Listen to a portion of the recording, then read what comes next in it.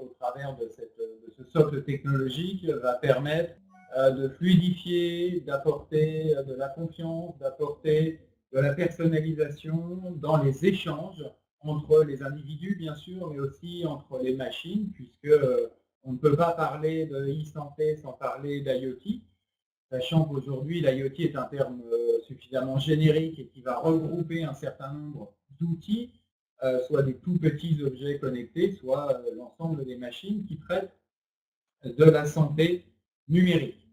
Toute cette prospective, tout ce champ des possibles est bien sûr relié à une infrastructure, et pour être compétitif, il est nécessaire d'avoir la plus grande confiance en ces infrastructures. Il y a eu une information ce matin, Exactis, alors qui est une société de marketing, vient de se faire pirater 340 millions d'informations sur les individus. On constate aujourd'hui de plus en plus de désinscription de Facebook par manque de confiance dans la capacité de Facebook à conserver de manière sécurisée les données. On parle là de données marketing, on parle de données de Facebook, qui ne sont pas à la même valeur que les données de santé. Et ces données de santé, qui sont des données extrêmement sensibles et qui coûtent extrêmement cher sur le dark web, doivent être par construction sécurisées.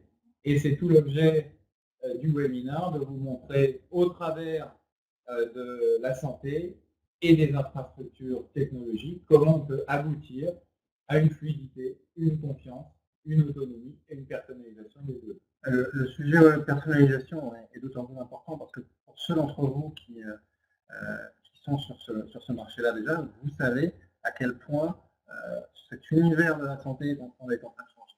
On parlait d'IoT à l'instant avec Olivier. Il faut bien voir que le tsunami numérique que l'on connaît dans toutes les activités de nos vies impacte évidemment la santé de la même façon, et l'impact de façon à ce que finalement on est en train de changer de paradigme. On n'est plus dans une logique de devoir guérir. On a souvent comparé la médecine occidentale avec la médecine chinoise. Finalement, ces deux univers sont en train de se rapprocher. La médecine va désormais de la guérison, de comprendre un problème et comment le régler, à anticiper les situations. On passe de ce qu'on appelle une médecine curative à une médecine captée, qui va être personnalisée, préventive, proactive et surtout participative. Et donc, chacun d'entre nous devenons acteurs de notre santé au point où, finalement, tout va pouvoir être, je dirais, fine-tuné, précis à notre propre échelle. D'une certaine manière, ce qu'on est en train d'écrire avec l'IoT, avec le numérique, c'est une forme de carte génétique complémentaire de ce qu'on connaît aujourd'hui. On a tout un patrimoine génétique. On est en train de constituer un patrimoine génétique numérique autour de notre santé. Et donc, quand on présente des choses comme ça, on se rend bien compte à quel point la logique de confiance est absolument fondamentale. On ne peut pas avoir confié ces données qui sont les plus intimes, ces données de santé, à des acteurs dans lesquels on n'aurait pas confiance. Et donc, on a une problématique aujourd'hui qui est de savoir comment rendre plus fluide cette confiance, comment finalement la faire vivre. Je vais vous donner un exemple finalement sur comment aujourd'hui fonctionne l'information de santé. En train de fluidifier, on voit bien qu'il y a cette logique de flux. Aujourd'hui, ces flux, ils ne se passent pas très bien. Pour tous ceux d'entre nous qui avons dû aller à l'hôpital, envoyé ou non par son médecin, on comprend bien que finalement, il n'y a pas ce lien entre la ville et l'hôpital. Il manque un certain nombre de chaînes pour que ça puisse correctement se réaliser. Aujourd'hui, il n'y a pas ces éléments, simplement, qui vont permettre à un médecin de ville d'envoyer son patient en même temps qu'il envoie des informations au médecin auprès desquels il le recommande pour des examens complémentaires, pour des questions d'urgence, pour prévoir une opération, une hospitalisation, que sais-je. Donc aujourd'hui, on est limité, on fonctionne encore beaucoup trop en silo, et donc on a du mal à s'extraire de cette logique qui va nous amener demain à pouvoir vraiment suivre un patient, suivre sa propre santé par rapport à soi-même, de façon continue, et être véritablement dans cette logique de parcours médical, de parcours de soins, qui sont les termes que l'on voit de plus en plus revenir systématiquement dès lors que l'on parle de logique de santé. Et donc, Avant de parler, je dirais, de fluidification, il faut déjà, avant de parler de confiance, pardon, il faut d'abord parler de fluidification. Comment s'assurer que véritablement la donnée va pouvoir circuler d'un environnement à l'autre. Donc pour ça, il faut être en capacité de mettre en relation les différents organismes, et les organismes de confiance qui peuvent faire ça doivent être de plus en plus protégés. Pour ceux d'entre vous qui trouvent que l'univers dans lequel ils sont est extrêmement réglementé, je conseille de venir dans la santé parce que pour le coup, c'est le summum de ce qu'on peut imaginer en termes de réglementation et de contraintes. L'univers de la santé, ça veut dire protéger, mais je le répète, ce qu'on a de plus intime. Et donc, les logiques d'hébergement et de stockage sont protégées par des logiques réglementaires et des contraintes extrêmement fortes et qui sont en train de se renforcer encore. À partir du 1er janvier, on va passer dans une logique finalement d'acceptation sur dossier à une logique de vérification. Dès lors qu'un hébergeur va vouloir prolonger son agrément d'hébergeur, il va devoir justifier d'un certain nombre de choses et surtout être audité. Il va falloir être dans une logique évidemment d'amélioration continue. C'est assez classique finalement dans les processus de certification à qualité, mais ça se renforce encore dans cette logique d'hébergement de santé. Et puis surtout, ça va devenir une question de normes internationales. Là où aujourd'hui on était sur un référentiel national, poussé par la ZIP Santé, demain on va passer et demain c'est dans 6 mois, hein, on va passer dans une logique de normes internationales. Ça a des implications qui sont importantes. Ça a des implications sur la nature des acteurs qui vont pouvoir continuer à travailler sur ces environnements. On voit bien, quand on décrit la chose de la sorte, que le niveau d'exigence que cela impose va rationaliser le marché, va amener à des concentrations. Les tout petits, malheureusement pour eux, vont avoir de plus en plus de mal à tenir la charge qui leur est imposée. On peut parler d'agilité, il n'en demeure pas moins que l'impact que ça a sur l'obtention des agréments va se compter en mois hommes, pas en jours, en mois hommes, voire peut-être même en années hommes, selon les cas. Et donc, forcément, le marché va se consolider. Donc, la quantité et la nature des acteurs en capacité à vouloir produire ce type de solution, c'est fondamental pour protéger ces données. Je le répète, qui sont celles qu'on a de plus cher, va se réduire. Ça veut dire aussi que ça va ouvrir des perspectives aux entreprises françaises pour pouvoir rayonner aussi à l'international. Un acteur qui passera sans encombre les normes et les exigences de normes qui sont posées va pouvoir toucher un marché beaucoup plus large. Et ça veut dire aussi que les acteurs internationaux vont aussi pouvoir pénétrer le marché de façon probablement plus importante. Donc la concurrence qui va arriver sur ce terrain est de plus en plus forte.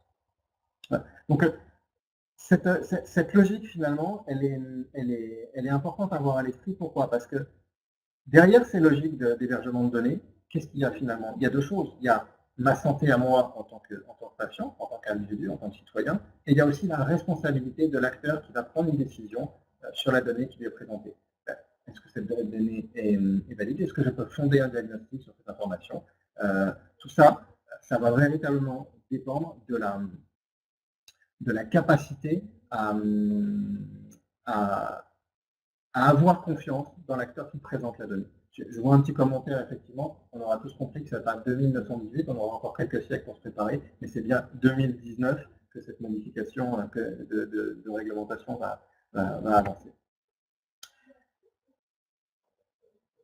Petit complément, finalement aujourd'hui, dans quoi est-ce que c'est appliqué tout ce que je suis en train de vous raconter? Le dossier pharmaceutique. Le dossier pharmaceutique, c'est quoi? Aujourd'hui, c'est une des briques clés du système de santé en France, et que DocApost est heureux de pouvoir gérer depuis maintenant un grand nombre d'années. C'est aujourd'hui 46 millions à peu près de dossiers qui circulent entre les pharmacies un peu partout. Et pourquoi c'est important d'avoir un fonctionnement fluide comme ça? Parce que, par exemple, si on se trouve dans une situation de devoir, on a oublié les médicaments, on est sur son lieu de vacances, on n'a plus son ordonnance, on peut avoir des besoins critiques autour de sa santé sans avoir envie d'aller aux urgences. Il suffira simplement d'aller dans sa pharmacie et de pouvoir et de demander au pharmacien qu'on ne connaît pas un renouvellement de la prescription. Et le pharmacien va pouvoir le faire en confiance aussi, parce que dans le dossier pharmaceutique, il va pouvoir retrouver la prescription qui a été validée par son confrère sur le lieu de résidence habituel du patient qui est en face de lui,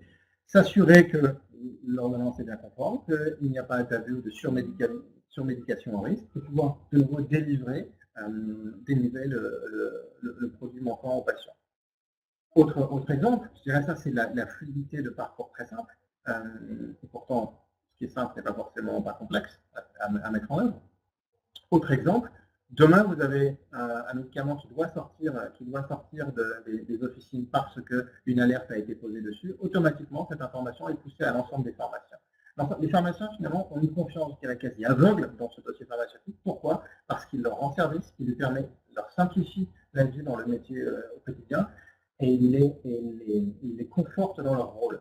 Ils ne vont pas se poser la question de est-ce que je suis en train de bien faire les choses ou pas. Ils ont confiance dans le système qui leur permet de délivrer en sécurité, de façon la plus fluide possible, une prestation médicale de santé à leurs patients. Et ça, c'est absolument fondamental. Si on va un peu plus loin, puisque le dossier pharmaceutique existe, il est utilisé, c'est une réalité depuis plusieurs années, et il résout et répond à un certain nombre de problématiques. Si on va un petit peu plus loin, on se rend compte que ce dossier pharmaceutique, il est partagé entre les pharmaciens, et uniquement les pharmaciens. C'est-à-dire que l'information d'un lot de médicaments qui doit être rappelé par exemple, vient du laboratoire, passe par les instances gouvernementales et est poussée ensuite dans ce dossier pharmacien à l'intention des officiers. Ce qui est une avancée formidable pour la santé, mais qui ne permet pas forcément un partage absolu de l'information. Et si on veut aller plus loin dans la recherche médicale, dans la recherche numérique médicale, cette fameuse e-santé préventive qui va nous permettre d'échanger des informations, d'échanger des pathologies, d'échanger des médications en toute transparence avec l'ensemble des intervenants de santé, et j'entends par ensemble les médecins bien sûr, mais aussi les instituts de recherche, français, européens, voire internationaux, qui ne peuvent pas aujourd'hui, pour les Français européens, avoir accès à des cohortes de données extrêmement importantes leur permettant de faire de la prédictibilité par rapport aux données passées.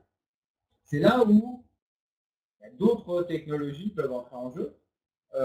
Par exemple, c'est celle dont on va parler aujourd'hui, la technologie blockchain permet de partager des informations, permet d'échanger des informations de façon entièrement anonyme, ou pas tout à fait, puisque finalement, dans la blockchain, un des points clés, c'est que le patient est le maître absolu des données qu'il va vouloir transférer. Alors le médecin, on n'en parle pas évidemment, puisqu'il a accès à l'ensemble des informations du patient, c'est dans l'intérêt du patient. Par contre, un laboratoire de recherche peut demander à ce que les patients mettent en clair des informations sur leur état de santé, et uniquement sur leur état de santé, en le décorrélant complètement de leur identité. Ce qui permet aux instituts de recherche d'avoir des cohortes d'informations. Or, c'est au travers de ces cohortes, plus elles sont larges, plus on va avoir des outils précis pour faire de la prédictibilité, sans jamais mettre en danger l'identité du patient, et donc sans jamais pouvoir retrouver, à partir d'une donnée médicale, l'identité d'un patient. Ça, c'est une première application de la blockchain qui permettrait à la France, aux entreprises françaises et européennes, de conserver une compétitivité au travers de la recherche qui aujourd'hui commence à être un petit peu trustée par le monde anglo-saxon, qui a beaucoup moins de scrupules, même si à partir du 1er janvier 2019, les choses vont changer puisqu'on passe dans un système ISO de protection des données de santé à caractère personnel. La blockchain permettrait d'avoir accès à cette information de façon simple et surtout contrôlée par le patient. Deuxième aspect, la blockchain est un enjeu majeur de partage d'informations, puisqu'on peut imaginer qu'un patient qui se présente aux urgences peut, soit de lui-même s'il en a capacité, déverrouiller l'ensemble des informations auprès du médecin concerné, soit s'il n'est pas en capacité de le faire, d'avoir désigné des membres de confiance qui vont pouvoir voter pour un déverrouillage de la clé personnelle permettant de décrypter les données du patient. Donc on est là dans un monde globalisé où l'ensemble des informations se situe dans une blockchain qui peut très bien être une blockchain privée, organisée par les acteurs de santé étatiques, privée mais concernée par la santé des citoyens et non pas dans une blockchain publique. Cette blockchain privée pourrait être également supervisée par des organismes d'État, comme c'est le cas pour les médicaments aujourd'hui. L'intérêt, encore une fois, c'est bien le partage en tout anonymat d'informations clés sur la santé, permettant de faire avancer cette e-santé au travers la consultation et l'audition, enfin l'auditabilité de la blockchain sur les actes médicaux, les médicaments. Et l'intérêt également, c'est que cette blockchain étant immuable, toute information renseignée va perdurer dans le temps et va permettre d'avoir une cohorte non plus sous une forme de photographie. On fait des cohortes à base de questionnaires papier auprès d'une cible très précise, on a une photographie à un instant T. L'intérêt de la blockchain, c'est qu'elle est vivante. À chaque acte médical, on va avoir une nouvelle donnée qui va être introduite dans la blockchain, permettant d'augmenter la masse de données utilisables.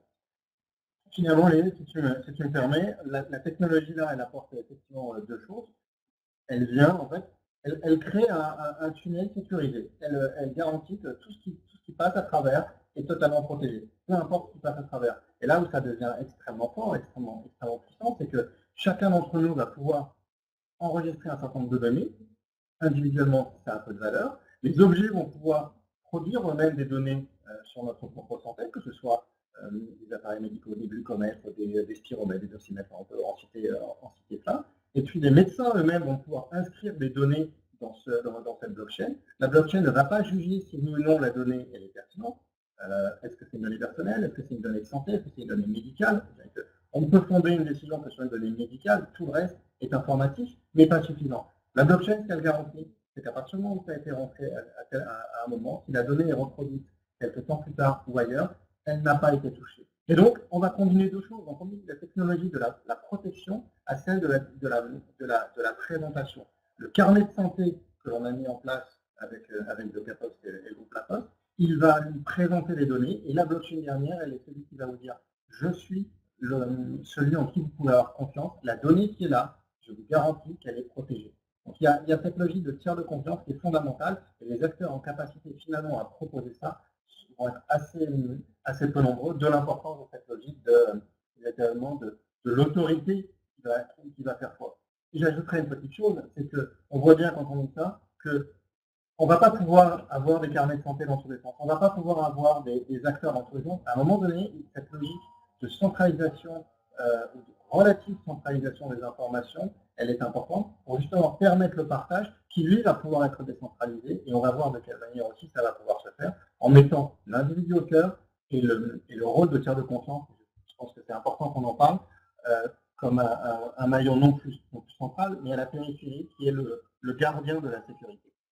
Le tiers de confiance qui a été beaucoup chahuté ces 2-3 dernières années dans l'écosystème blockchain, puisque, pour mémoire, les orateurs de 2014 à 2016 annonçaient tous la fin du tiers de confiance. Alors, du tiers de confiance au sens très large, puisqu'on a vu fleurir des orateurs indiquant que c'était la fin des banques, la fin des assurances, la fin des gouvernements. Tout ça allait être résolu par la blockchain.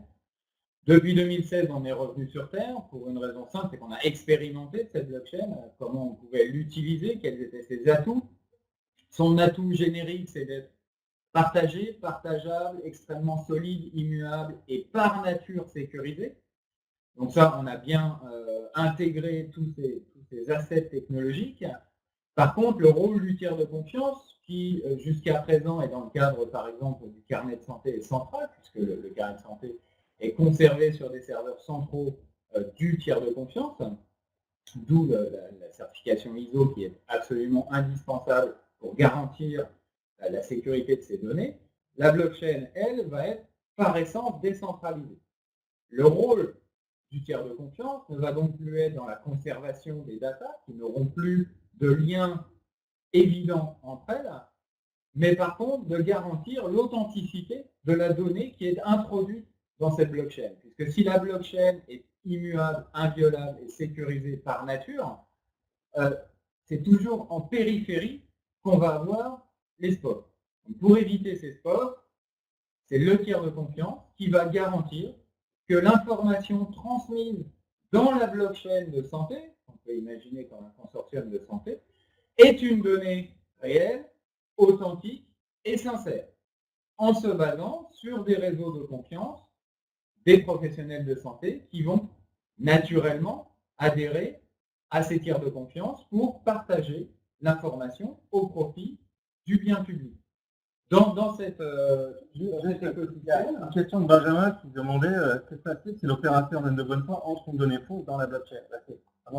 La réponse vient d'être posée par Olivier. On sait quel opérateur a rentré une donnée fausse, que ce soit une virgule mal placée ou une faute d'orthographe, peu importe. Ce qui est important, c'est de savoir d'où vient l'erreur. C'est pas tant qu'une erreur a été commise. En soi, c'est pas grave si on sait la corriger. Et pour savoir la corriger, il faut savoir par qui elle a été commise, quand elle a été commise et quels sont les moyens de la corriger. Et ça, aujourd'hui, on n'a pas cette certitude parce qu'on n'a pas la garantie que l'information qui est présentée est parfaitement sincère. Et ça, la blockchain est un véritable apport là-dessus.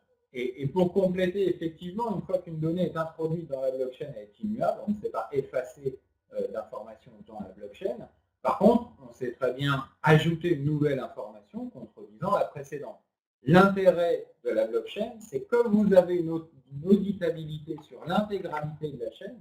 Lorsque vous captez des blocs qui répondent à certains critères, vous allez pouvoir visualiser qu'il y a une information et qu'elle a été démentie le lendemain ou 3 jours plus tard par le même opérateur et qu'elle a été qualifiée d'erreur dans sa précédente version. Donc, faire une erreur en soi n'est pas une problématique. L'intérêt, c'est de pouvoir tracer cette erreur et de pouvoir indiquer qu'il y a eu une erreur. La problématique d'une erreur, c'est quand personne ne sait que c'est une erreur. Dans la blockchain, on résout cette problématique qui est, je sais qui a introduit cette erreur, qui l'a corrigée par l'ajout d'une nouvelle information corrigeant la première, et je peux tracer l'ensemble des informations qui concernent un patient, une cohorte médicale, un médicament, puisque, bien évidemment, dans cette blockchain, on va pouvoir introduire la notion de traçabilité de médicaments de bout en bout. Donc, voilà un petit peu le tiers de confiance. Il ne va pas disparaître de la surface de la Terre, comme ça a été annoncé ces 2 dernières années. Il va au contraire se renforcer, puisque la technologie aidant, le citoyen va chercher un environnement de confiance, souverain, qui va savoir gérer ses données d'identité, d'accès à la blockchain, ses données de sécurité, et, encore une fois, qui va garantir, sous quelle forme on ne le sait pas encore, la souveraineté des données qui sont présentes dans cette blockchain. Savoir que ces données de santé ne sont pas dans les silos de Google est un point psychologique majeur pour l'ensemble des citoyens européens. Je regarde s'il y a des questions, puisqu'on va arriver au bout de ce séminaire. Merci beaucoup pour votre réponse, avec grand plaisir. Si vous avez des questions, c'est le moment. Sinon, on va s'arrêter là. Et vous pourrez revoir ce webinaire sur l'interface web IKEO et pouvoir télécharger les billets d'experts qui ont été rédigés au sujet de ces présentations et de ces webinaires. Il nous reste 5 minutes pour des questions. Pour l'instant, on ne voit rien s'afficher sur l'écran. Tout le monde reste connecté, mais personne ne peut vous. Ah, si. Non, toujours pas.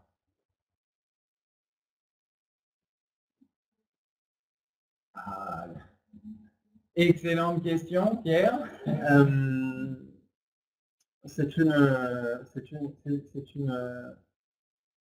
une excellente question. À partir de quand une donnée est une donnée de santé? Vous prenez un rendez-vous chez un médecin, c'est une donnée de santé. Le fait de savoir que vous avez pris un rendez-vous chez un médecin est une donnée de santé. Le fait de savoir que vous allez chez un radiologue est une donnée de santé. Le fait de savoir qu'une radio a été poussée sur un carnet de santé, c'est une donnée de santé. Donc ce sont des données qui doivent être totalement protégées par définition. À partir du moment où on est en interaction sur sa santé, quelle que soit l'information, cette donnée est extrêmement sécurisée et tombe sous le coup de l'hébergement de données de santé. Elle ne peut pas être manipulée autrement que dans un hébergement sécurisé et agréé. Et ça, c'est absolument fondamental. On avait une autre question qui était la valeur de fréquence cardiaque lors d'une séance de running n'est pas une donnée de santé, il me semble. Ça dépend par qui elle est manipulée, ça dépend de ce qu'elle indique. Si elle indique une arythmie, par exemple, si elle indique que vous êtes dans des fréquences cardiaques extrêmement dangereuses et qu'il faut d'urgence aller consulter, ça devient une donnée de santé. Si elle est corrélée avec d'autres types d'informations, ça devient une donnée de santé. Des recommandations par rapport au choix d'outils de signature. Alors, les signatures DocaPost, on a un certain nombre. Alors, ce n'est pas tout à fait l'objet, même si dans le monde médical, on est de plus en plus amené à gérer des contrats qui incluent des données de santé à caractère personnel ou des données sensibles à caractère personnel.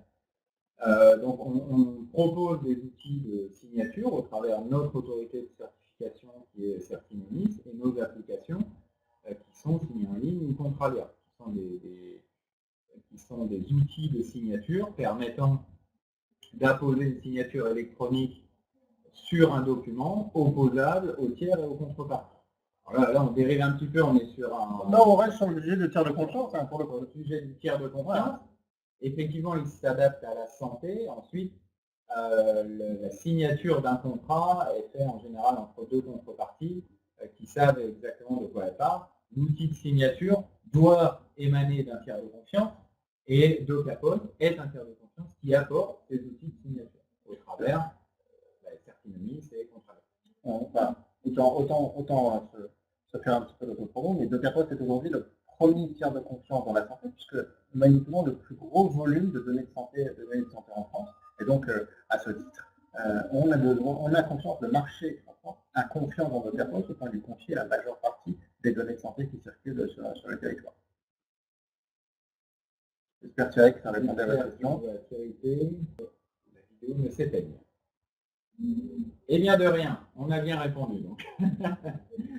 Merci à vous tous d'avoir suivi ce webinaire. S'il n'y a pas d'autres questions, on va clore. On va clore en vous souhaitant un très bon appétit. Merci beaucoup, à bientôt. Merci, bonne fin de journée.